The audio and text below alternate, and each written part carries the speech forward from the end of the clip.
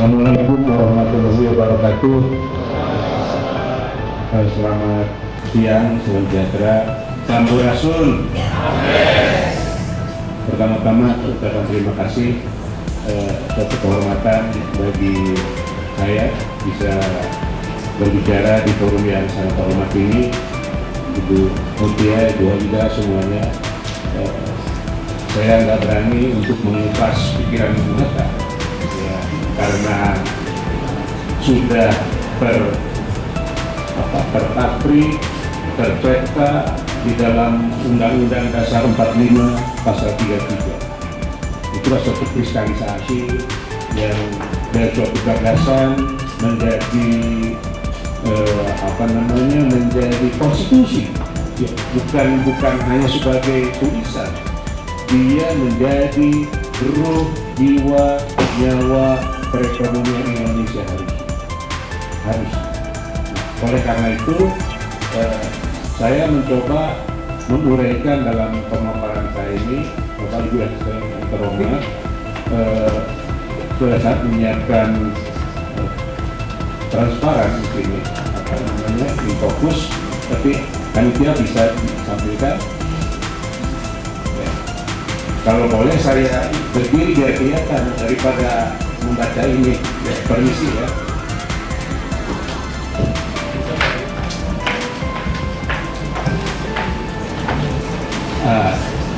Terima kasih. Jadi Bapak Ibu sekalian, ya, saya di sini. Ya. Pak bisa sambil lihat bisa ya. Mohon maaf nih bolak-balik.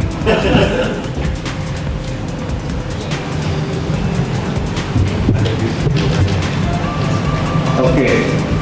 Jadi dari apa yang saya coba pikirkan, bahwa gagasan Bung Hatta untuk Indonesia sudah menjadi ruh, jiwa, semangat, guidance dalam level Undang-Undang Dasar. Jadi gak main-main, level Undang-Undang Dasar. Nah, oleh karena itu dalam kesempatan yang berbahagia ini, saya langsung saja tidak mengupas pemikiran Bung Hatta, ya, tetapi bagaimana melaksanakannya. Karena sudah menjadi kristal dari suatu pemikiran yang sudah masuk dalam suatu konstitusi, khusus pasal 33.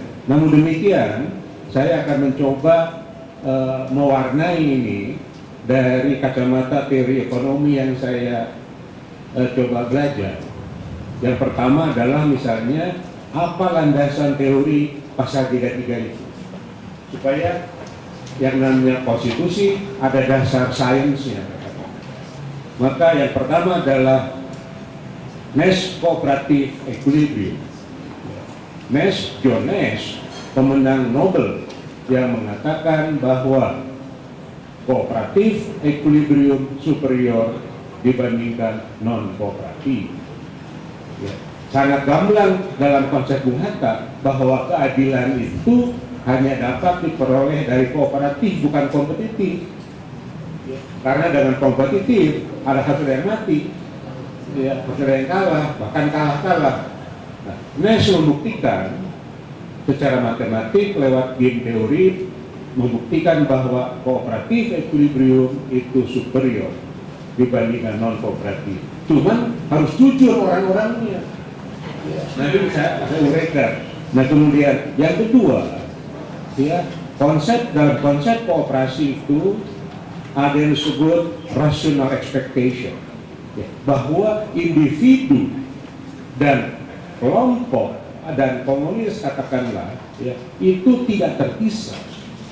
Oleh karena itu rasionalitas expectation di sini menunjukkan, ya, bahwa ego individu dan ego kelompok komunitas menyatu dia. Disitulah kebersamaan. Ya, nanti dari rational expectation menunjukkan mengarahkan kepada kebersamaan. Kebersamaan itu bukan berarti yang satu malaikat, tapi semua menyadari kepentingan bersama dan kepentingan individu bersatu dalam koperasi. Nah, itulah kebersamaan sebagai common goods ya. Dan yang ketiga, kelembagaan. Kelembagaan adalah bentuk institusi organisasi formal termasuk sanksi-sanksi di dalamnya ya, untuk supaya disiplin semuanya. Nah, inilah saya pikir inti-intinya. Nah, dari sini saya mencoba masuk, kita lihat ya, mohon maaf saya gunakan sini judul gagasan Bung Hatta dalam realitas yang menggantung. Dalam pengertian konstitusi adalah kesepakatan kontrak, sosial kontrak seluruh rakyat Indonesia, bangsa Indonesia yang bernegara Indonesia, tetapi dalam implementasinya belum dilaksanakan secara konsekuen. Ya, silakan periksa, ada sekitar 20 peraturan perundangan, 22 bahkan, ya, yang mendiskriminasi koperasi. Ya. Nah, itulah yang saya katakan menggantung. Nah, pada slide berikutnya ini saya paling suka foto Bung Hatta yang ini, ya, kelihatannya auranya itu luar biasa. Dan saya buat di sini masalah 33. Ya. Ini bagaimana ya?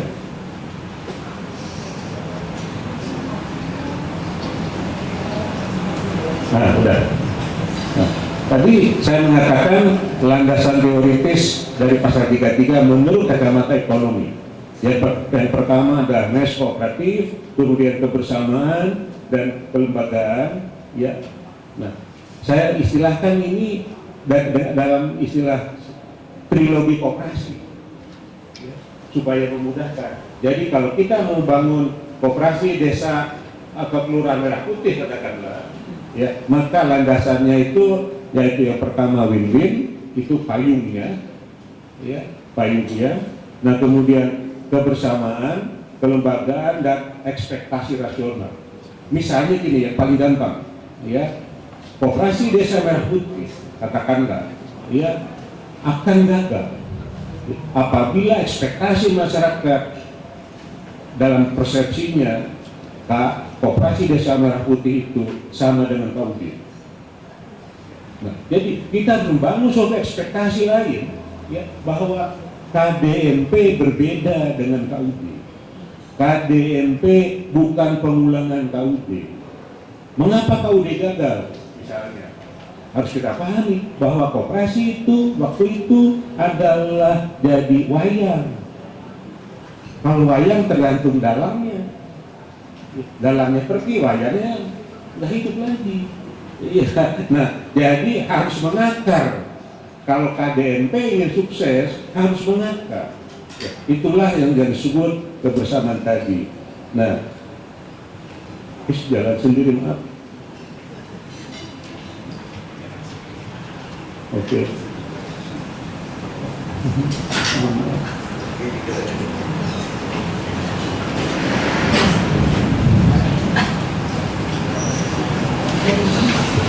Oh, dari itu.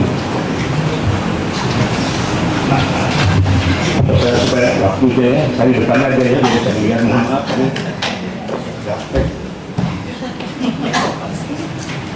Oke, slide selanjutnya. Oke, nah ini Bapak Ibu sekalian, saya mencoba membuat timeline di sini, ya, bukti empiris 8 tahun kita merdeka, ya, dalam bentuk cycles. Ya. Rangkaian pertama 4567 kita bisa lihat lahir pasal 33, nasionalisasi perusahaan asing, demokrasi terpimpin, koperasi pertanian, koperta itu lahir tahun 1993 itu dengan impres, ada impresnya. Nah, kemudian 6770 masa transisi, tapi di sini mulai ada undang-undang penanaman modal asing, ya, kemudian undang-undang pokok kehutanan. Artinya apa? Sumber daya mulai dieksploitasi, ya, mulai dieksploitasi. Nah, 7098 ada positif sumber beras, tetapi yang membuat harus kita belajar sungguh-sungguh dari sejarah ini adalah bahwa 98 kita kehilangan kedaulatan.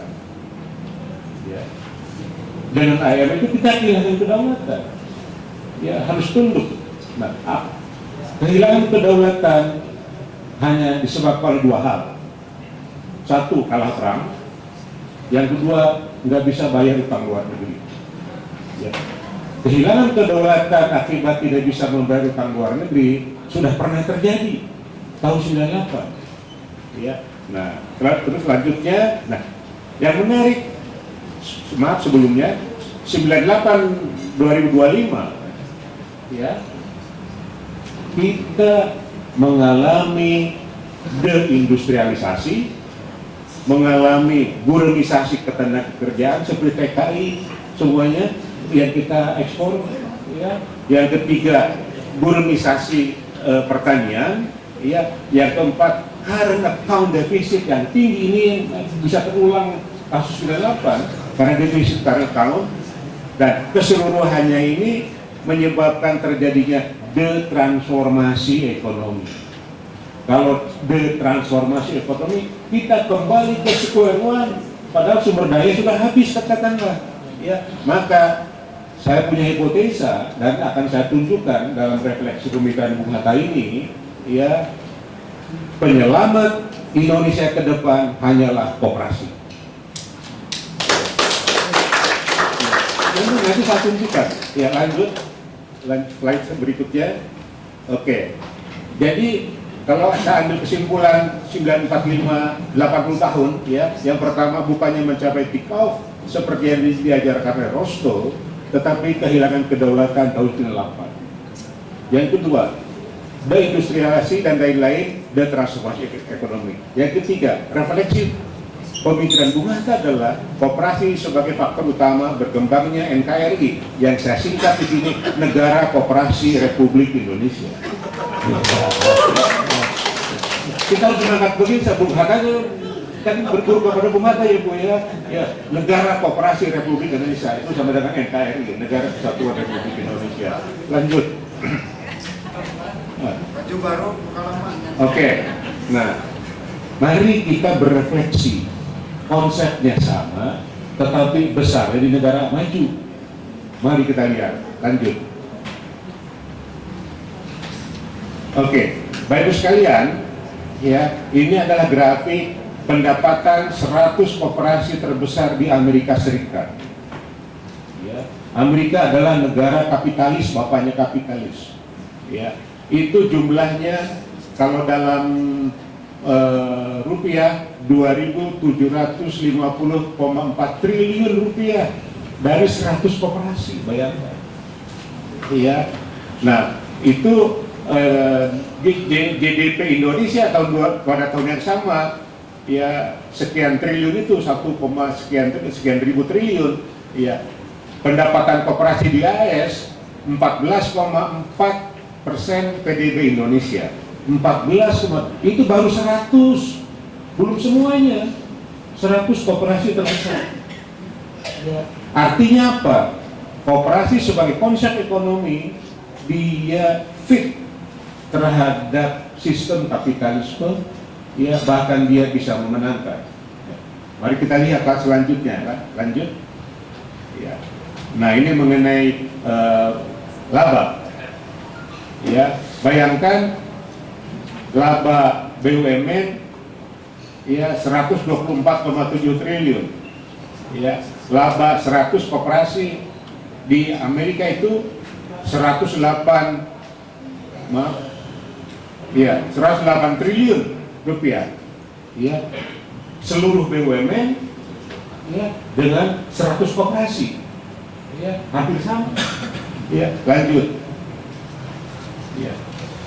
Oh, ada satu yang saya ingin gambarkan, pendapatan Bank Rakyat Indonesia, ya, 1/5 dari CHS, ya, satu koperasi di Amerika terbesar, ya, nah, atau koperasi CHS 5 kali BNI, koperasi pertanian itu, ya, berbeda apa-apa.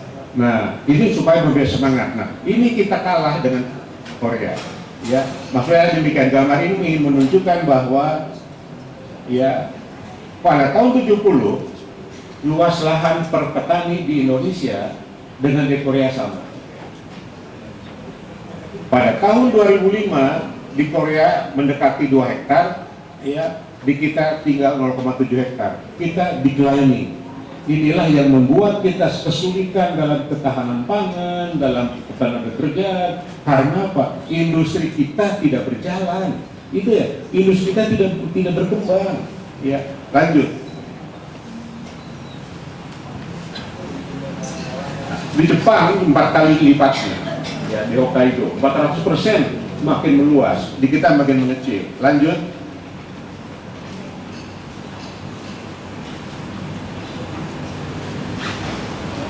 Oke. Nah, sekarang dari refleksi negara maju seperti itu, ya, ada pertanyaan, ya,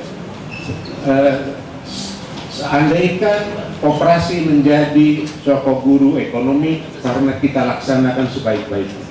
Nah, ini yang saya katakan tadi, kita ambil referensi CHS Co-op, ya, Senate House State di Amerika itu, yang mana pendapatannya 7.424 triliun pada tahun 2023, ya, labanya 304 triliun, ya. Nah, pendapatan konsolidasi Bank Indonesia hanya mencapai 145,3 triliun, ya. Di bawah saya sebutkan pendapatan koperasi pertanian CHS 5,1 kali lebih tinggi daripada pendapatan Bank Rakyat Indonesia. Bank Rakyat Indonesia adalah bank terbesar di Indonesia, bisa kalah oleh satu koperasi di Amerika. Ya. Nah, ini ide Bung Hatta berkembang di sana. Lanjut. Oke, nah, mengapa pendapatan BRI jauh di bawah koperasi pertanian CHS di Amerika? Oke, kita jadikan ini suatu gantungan pertanyaan, kemudian kita coba juga menjawab. Andaikan, saya katakan, andaikan kita kembangkan koperasi pertanian berbasis padi saja, dengan model sirkular ekonomi di Jawa Barat, kinerja apa yang bisa kita dapat? Apa kebijakan dan strategi pembangunan pertanian padi di Jawa Barat apabila kita ingin mendapatkan nilai tambah optimum sekaligus mengatasi permasalahan kelangkaan lahan? Jadi kita punya kelangkaan lahan, burumisasi, masalah ketenagakerjaan, lingkungan hidup, dan keberlanjutan. Apa yang bisa kita kerjakan? Nah, apa makna peran koperasi pada era digital sekarang setelah 80 tahun diciptakan oleh Bung Hatta? Ya, lanjut. Mari kita lihat. Nah, ini saya kerjakan, ya, karena apa? Supaya ada angka-angka konkret. Tadi kan kita ingin membentuk rational expectation, ekspektasi rasional seperti apa? Ini kita dapatkan dengan matematika dan angka-angka.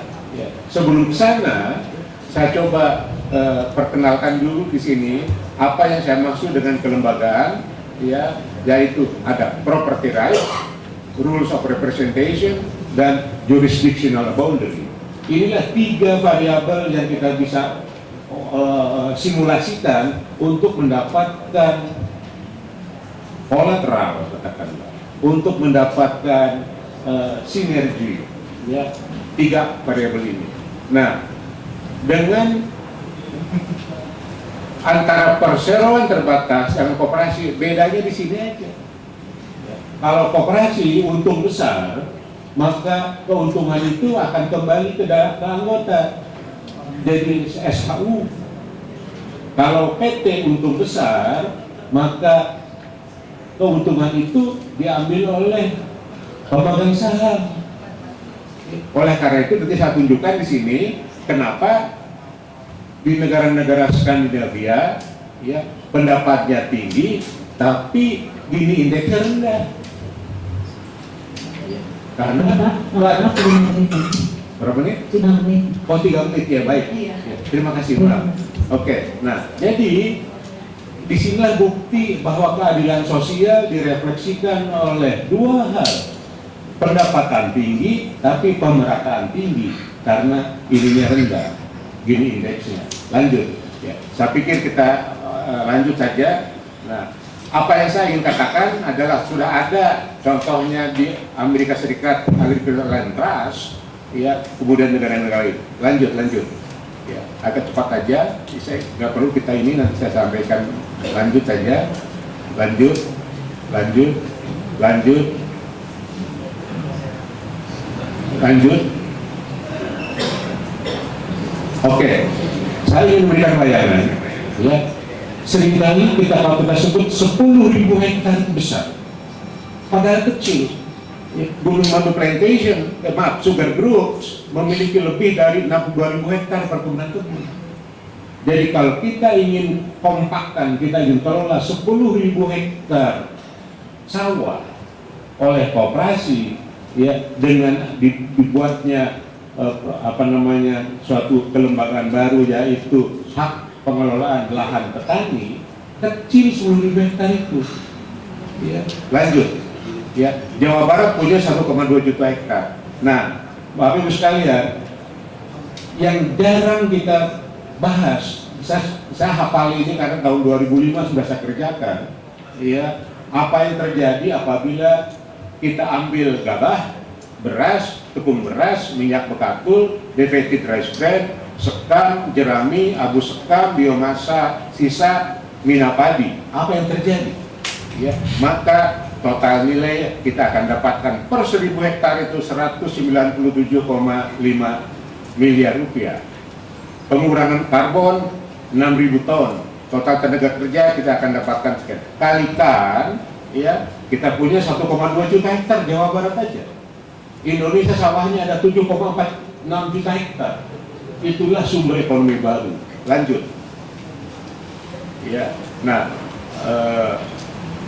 Saya pikir saya ingin menunjukkan dari 1,2 juta hektar di Jawa Barat, nilai ekonomi totalnya itu 237 triliun rupiah.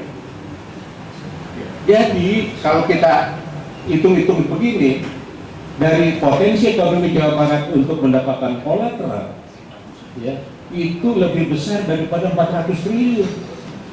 Ya. Lanjut. Oke, lanjut. Oke, bisa Rica, kita ke kesimpulan saja. Lanjut. Terus tolong maaf. Nah, ini pengembangan teknologi macam-macam, lanjut saja terus. Ya. Oke, ini.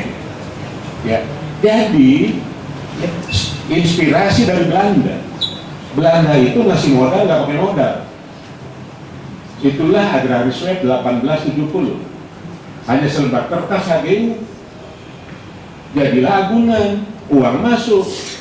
Ya, sekarang ada itu kita tiru nih. Ya, kita tiru, tetapi ke hak pengelolaan lahan petani oleh koperasi. Ya, nah, kita bisa mendapatkan revenue, kolateral dan lain-lain dari sini. Ya, yang bekerja hanya 4 pemerintahan di sini, Kemenkop, BPN, Kemenkeu, Kemendagri, selesai semua. Ya. Lanjut. Oke, tapi lanjut aja, kita ke kesimpulan. Nah, harus yang berusaha maaf. Oke, jadi kalau skala 1,2 juta hektar, ya sawah di Jawa Barat, ya kita bisa menarik kolateral, ya sebanyak 444 triliun rupiah. Itu kalau sawah itu kan udah jelas barangnya ada. Kalau HDU hutannya jauh, ini dekat. Lanjut. Jadi inilah untuk memodal kita. Lanjut.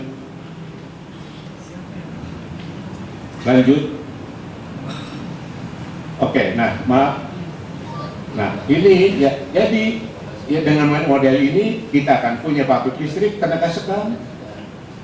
Kita punya pabrik penggilingan padi yang di energi dan tenaga sekam, bijak rice bran, cooking oil dan seterusnya. Nah, lanjut.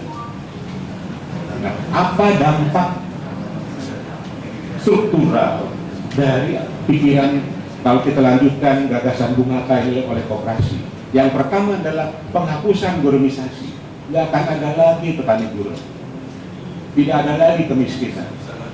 Karena pendapatannya bisa naik dari 13,5 juta ke 32,35 juta per tahun petani yang setengah hektar. Jadi kalau 1 hektar jadi 70 juta hampir. Ya. Nah, kalau kita ini kan roda ini, ketahanan pangan, ya, Jawa Barat bisa menghasilkan ya surplus 6,4 juta ton beras, padi, ya, dan seterusnya. Lanjut, ya, oke. Nah, insight apa di sini?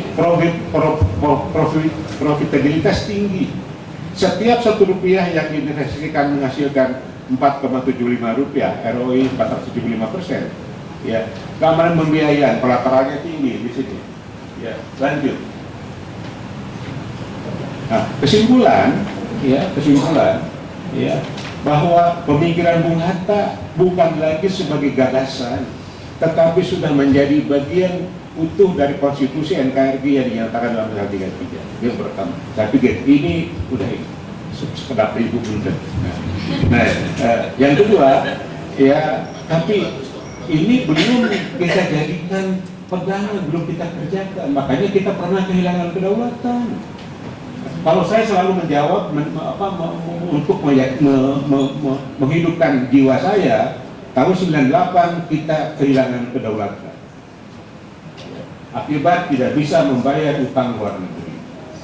Itu, ya. Nah, sekarang koperasi plus investasi plus inovasi kelembagaan hak pengelolaan oleh koperasi, ya, mirip HGU yang diciptakan Belanda, ya, kita bisa mendapatkan kolateral. Hanya selembar hidup ekonomi, hanya selembar kertas kok. Itu aja, hanya selembar kertas. Nah, modal ini, ya, memberikan return yang sangat tinggi. Lanjut,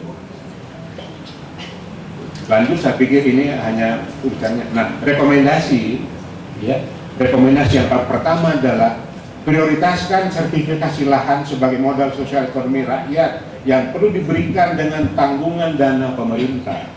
Jadi kita bukan memberikan bansos di sini, tapi aset produktif yang selama ini sangat penting tetapi tidak bisa dikerjakan, bahkan menjadi mahal, ya, itulah sertifikat hak milik tanah. Gratiskan ini. Ya. Ya. Kenapa? Karena dengan adanya sertifikat hak milik, kita bisa naikkan lagi satu sertifikat hak guna, hak pengelolaan, ya, untuk koperasi. Dari situ naik lagi, kita bisa jadikan sebagai agunan. Ya, sama pengusaha juga kan pinjam uang. Ya, masa koperasi nggak didukung? Ya, pengusaha sawit itu pengusaha sawit itu coba dicek asetnya itu HGU semua yang paling banyak. Ya, bukan pabrik. Pabrik sawit itu nilainya hanya 20% dari investasi total. Selebihnya tanah. Iya. Nah, kita buatkan ini ke rakyat. Nah, saya pikir 1,2 juta hektar dapat uang berapa tadi? 444 triliun agunannya. Nah, yang kiri itu leader institution, Kemenpop tentunya, BPN, Bappenas, dan seterusnya. Saya pikir lanjut. Terima kasih. Mohon maaf kalau